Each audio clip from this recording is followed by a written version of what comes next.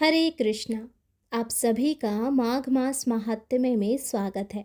15 अध्यायों की कथा हमने सुन ली है और आज बारी है 16वें अध्याय की।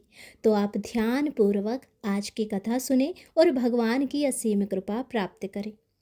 कार्तवीर्य कहने लगे कि हे भगवान, वह राक्षस कौन था और कांचन मालिनी कौन थी? उसने अपना धर्म कैसे दिया और उनका साथ कैसे हुआ? हे ऋषि, अत्रि ऋषि की संतानों के सूर्य, यह कथा सुनाकर मेरा कौतूहल दूर कीजिए। तब दत्तात्रेय जी कहने लगे कि हे राजन, इस पुरातन विचित्र इतिहास को सुनो। कांचन मालिनी नाम की एक सुंदर अप्सरा थी जो माघ मास में प्रयाग में स्नान करके कैलाश पर जा रही थी। तब उसको मार्ग में जाते हुए हिमालय के कुंज से एक घीर राक्षस ने देखा। उस सोने जैसे तेज वाली, सुंदर कटी वाली, बड़े बड़े नेत्रों वाली, चंद्रमुखी, सुंदर केश और पीन पयोधर वाली सुंदर अप्सरा को देखकर उस राक्षस ने कहा, हे सुंदरी, कमल नयनी, तुम कौन हो और कहाँ से आ रही हो?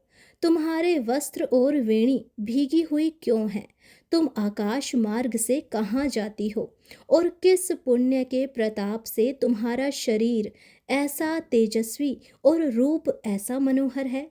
तुम्हारे गीले वस्त्र से मेरा मस्तक पर गिरे हुई एक बूंद के जल से मेरे क्रूर मन को एकदम शांति प्राप्त हो गई। इसका क्या कारण है? तुम बड़ी शीलवती प्रतीत होती हो, इसका कारण मुझसे कहो। अप्सरा ने कहा कि हे राक्षस, सुनो, मैं काम रूपिणी अप्सरा हूँ। मैं प्रयाग में संगम में स्नान करके आ रही हूँ। इसी से मेरे वस्त्र भीगे हैं और अब कैलाश पर जा रही हूँ, जहाँ पर श्री शिव जी निवास करते हैं। त्रिवेणी के जल से मेरे सब क्रूरता दूर हो गई, जिसके पुण्य के प्रभाव से मैं इतनी सुंदर और पार्वती जी की प्रिय सखी हुई। जो आश्चर्य देने वाला उदाहरण मुझसे ब्रह्मा जी ने कहा था, सो सुनो। मैं कालिंग देश के राजा की वैश्य थी। रूप, लावण्य और सुंदरता में अपूर्व थी। मेरी सुंदरता पर सारा नगर मोहित था और मैंने अनेकों प्रकार के भोग भोगे। अनेक प्रकार के वस्त्र और आभूषणों की घर में कोई कमी नहीं थी। कई कामी पुरुष आपस में स्पर्धा से ही मृत्यु को प्राप्त हो गए। इस तरह उस नगर में बड़ी सुंदरता से यौवन व्यतीत हुआ और मैं वृद्ध अवस्था को प्राप्त हो गई। तब मेरे मन में विचार उत्पन्न हुआ कि मैंने अपनी सारी आयु पापों में ही व्यतीत कर दी। धर्म का कोई कार्य, दान, तप, यज्ञ आदि मैंने कुछ किया ही नहीं। शिव जी या दुर्गा जी की आराधना नहीं की, ना कभी भगवान विष्णु का पूजन किया।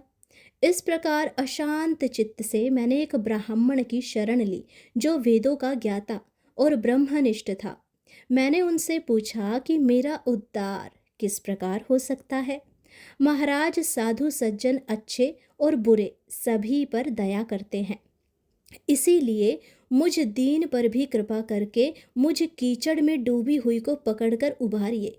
क्षीर सागर क्या हंस को ही दूध देता है, बतख को नहीं देता? तब वह ब्राह्मण राजा का पुरोहित इन सब बातों को सुनकर मुझ पर दया करने लगा और कहने लगा कि तू ब्रह्मा के क्षेत्र प्रयाग में जाकर माघ मास में त्रिवेणी संगम में स्नान कर, परंतु मन में अशुभ क्रिया का विचार नहीं करना। पापों के नाश के लिए महर्षियों ने तीर्थ स्थान से अधिक और कोई प्रायश्चित नहीं बतलाया। प्रयाग में स्नान करने से तू अवश्य पवित्र होकर स्वर्ग को जाएगी। हे भामिनी, पुराने समय में गौतम ऋषि की स्त्री को देखकर इंद्र ने काम के वशीभूत होकर कपट वेश में उससे भोग किया था। इसीलिए ऋषि द्वारा शाप दिया गया और उसका शरीर अत्यंत लज्जायुक्त हजारों भगों वाला हो गया। तब इंद्र नीचे मुंह करके अपने पाप कर्म की बुराई कराने लगा। मेरू पर्वत के शिखर पर स्वच्छ जल वाले सरोवर पर एक स्वर्ण कमल से भरे हुए कोटर में घुस गया और अपने पाप को धिक्कारता हुआ कामदेव की बुराई करने लगा कि यह सब पापों का मूल है। इसके ही वशीभूत होकर मनुष्य नरक में जाते हैं और अपने धर्म, कीर्ति, यश और धैर्य का नाश करते हैं।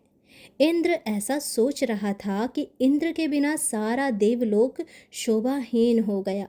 तब देवता, गंधर्व, किन्नर, लोकपाल, इंद्राणी के सहित बृहस्पति जी से जाकर पूछने लगे कि महाराज, इंद्र के न रहने से स्वर्ग ऐसा शोभाहीन हो गया है जैसे सतपुत्र के बिना श्रेष्ठ कुल।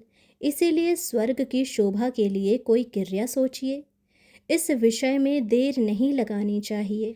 इतना सुनकर बृहस्पति जी कहने लगे कि इंद्र ने बिना सोचे विचारे जो कर्म किया है उसका फल भोग रहा है, सो वह कहाँ है, मैं यह सब जानता हूँ। फिर गुरुजी ने सबको साथ लेकर स्वर्ण कमलों से युक्त बड़े सरोवर में इंद्र को देखा, जिसका मुख मलिन और आंखें बंद थी। तब इंद्र ने बृहस्पति जी के चरणों को पकड़कर कहा कि इस पाप से उद्धार करके आप मेरी रक्षा कीजिए। तब बृहस्पति जी ने इंद्र से कहा कि प्रयाग में स्नान करने से ही तुम पाप मुक्त हो जाओगे।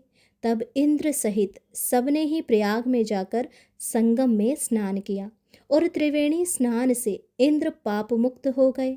तब बृहस्पति जी ने इंद्र को वरदान दिया कि तुम्हारे शरीर में जितने भग है सब नेत्र हो जाएं।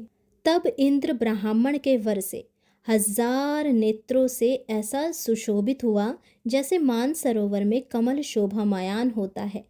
तो ये थी कथा इस 16वें अध्याय की। आशा करती हूँ आपको ये कथा पसंद आई हो, और आगे की कथाओं को सुनने के लिए हमारे चैनल को सब्सक्राइब करके बेल आइकन दबाएं, ताकि जब हम माघ मास के अन्य अध्यायों की कथा डालें तो आप उनको सुनें।